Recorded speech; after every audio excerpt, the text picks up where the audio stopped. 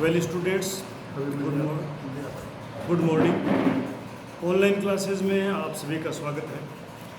आज हम second year SDP के सेकेंड सेमेस्टर में एनिमल न्यूट्रिशन सब्जेक्ट में चैप्टर नंबर 10 विटामिन्स के बारे में अध्ययन करेंगे। विटामिन्स के बारे में इससे पूर्व के लेक्चर में हमने फैट सोल्यूबल विटामिन्स के अंदर विटामिन ए और डी के बारे में अध्ययन किया था। आज हम फैट सोल्यूबल विटामिन्स में जो दो विटामिन्स बच गए हमारे, विटामिन ई और के, तो अब हम अध्ययन करेंगे विटामिन ई के बारे में। यानी विटामिन ई जो है, ये विटामिन को हम टोकोफेरोल भी कहते हैं, टोकोफेरोल। तो ये इम्पोर्टेंट है, आपको एग्जाम में पूछ सकते हैं कि भाई विटामिन ई का दूसरा नाम क्या है, तो टोकोफेरोल इसका नाम है, टोकोफेरोल।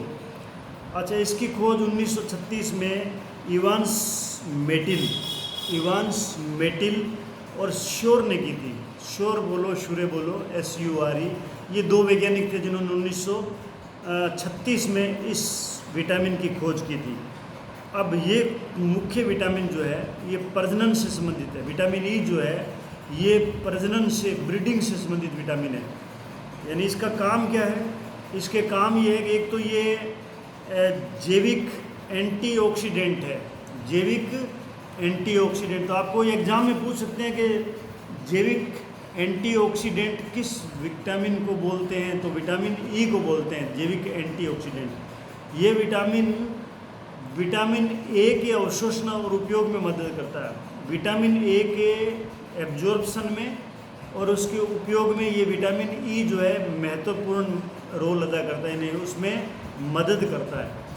ये विटामिन सल्फर के साथ में मिलकर, मतलब विटामिन ई जो है ये सल्फर के साथ में मिलकर एमिनो उपापचय, एमिनो का मेटाबॉलिज्म और फॉस्फोरिलेशन की क्रिया, एमिनो मेटाबॉलिज्म, फॉस्फोरिलेशन की क्रिया और सेलेनियम के मेटाबॉलिज्म और विटामिन के सिंथेसिस में मदद करता है। ये चार काम हो गए इसके। देखो, सल्फर के साथ में मिलकर तो एमिनो उपापचय,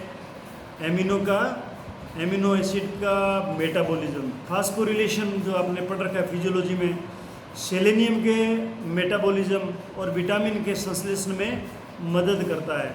विटामिन ई जो है ये जो रोग प्रतिरोधक क्षमता है, इम्यून सिस्टम है बॉडी का, उसको विकास में भी अहम भूमिका अदा करता है। इस विटामिन की कमी से मादा पशुओं में बांझपन की बीमारी हो जाती है, मतलब वो ब्याती नहीं है। अगर विटामिन ए की कमी होगी तो वो बांझपन के शिकार हो जाएगी। अब इसकी कमी के लक्षण जो है अभी हमने पढ़े, ये लक्षण वही हैं जो अभी जो बीमारियां मैंने बताई थी आपको वो है। लेकिन इसमें क्या हो जाएगा, अगर आहार के अंदर इसकी कमी है, विटामिन ई की कमी अगर आहार में है तो आहारीय मायोपैथी हो जाएगी, उसको बोलते हैं न्यूट्रिशनल मायोपैथी। यानी इसकी कमी से सेलेनियम के मेटाबॉलिज्म पर असर पड़ता है। यानी ये आपने पहले पढ़ा था कि सेलेनियम के मेटाबॉलिज्म में सहायता करता है, तो अगर इसकी कमी होगी तो सेलेनियम मेटाबॉलिज्म में असर पड़ेगा और गाय की मांसपेशियां जो है वो विशेष तौर से पैरों की और गर्दन की इतनी कमज़ोर हो जाती है कि पशु खड़ा भी नहीं रह पाता और यहाँ तक कि अपने गर्दन को भी ऊपर नहीं उठा पाता। और ये किस लिए होता है? ये सिर्फ सेलेनियम की कमी से होता है। सेलेनियम जो है उसका मेटाबॉलिज्म जो होता है विटामिन ई की अगर प्रेजेंस हो तो।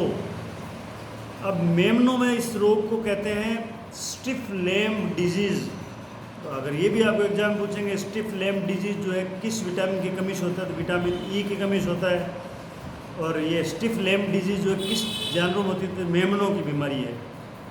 बछड़ों में भी इस विटामिन की कमी से एक बीमारी होती है मसल्स की, जिसे वाइट मसल्स डिजीज बोलते हैं, वाइट मसल्स रोग बोलते हैं उसको। ये बछड़ों में होता है। इसकी कमी से हृदय गति जो है वो एकदम रुक जाती है, यानी हार्ट बीट करना बंद कर देता है, जिससे सडन कार्डियक फेल्योर। और जब हम ऐसे जानवर के शव का परीक्षण यानी पोस्टमार्टम करते हैं तो हृदय की जो मांसपेशियाँ हैं, हार्ट की मांसपेशियों पे सफ़ेद धारियाँ, वाइट स्ट्रीक्स और पीले धब्बे नज़र आते हैं। इसको बोलते हैं मलबरी हार्ट डिजीज़। ये मलबरी हार्ट डिजीज़ है और ये रोग अधिकतर जो है सूअरों में होता है। तो ये आपको एग्जाम में पूछ सकते हैं, भाई मलबरी हार्ट डिजीज़ किस जानवरों में ज़्यादा पाई जाती है? तो सूअरों में पाई जाती है। क्यों पाई जाती है? विटामिन ई की कमी से पाई जाती है। चूज़ों में भी एक बीमारी पाई जाती है। चूजे जो है उसमें विटामिन ई की कमी से क्रेजी चिक डिजीज़ नाम की बीमारी हो जाती है, करेजी चिक डिजीज़। इसमें क्या है, चूजा खड़ा नहीं रह सकता, यानी चल भी नहीं सकता, उसके ब्रेन में हीमोरेज हो जाएगा, रक्त स्राव हो जाएगा ब्रेन में और चूजा मर जाएगा। ये विटामिन ई की कमी से होता है।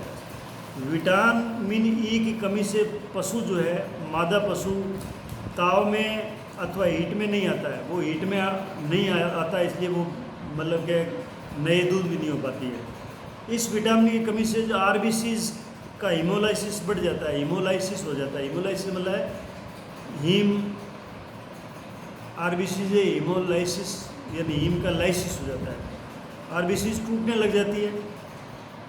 अब इसकी आवश्यकता कितनी पड़ती है, मतलब एक जानवर को इसकी कितनी आवश्यकता होगी, तो ये है कि अगर मान लो गाय दूध दे रही है तो उसको 2.5 इंटरनेशनल यूनिट पर केजी बॉडी वेट आवश्यकता होगी। एक दूध देने वाली गाय को विटामिन ई जो है वो 2.5 इंटरनेशनल यूनिट, ये इसकी यूनिट है, इंटरनेशनल यूनिट पर केजी बॉडी वेट आवश्यकता होती है।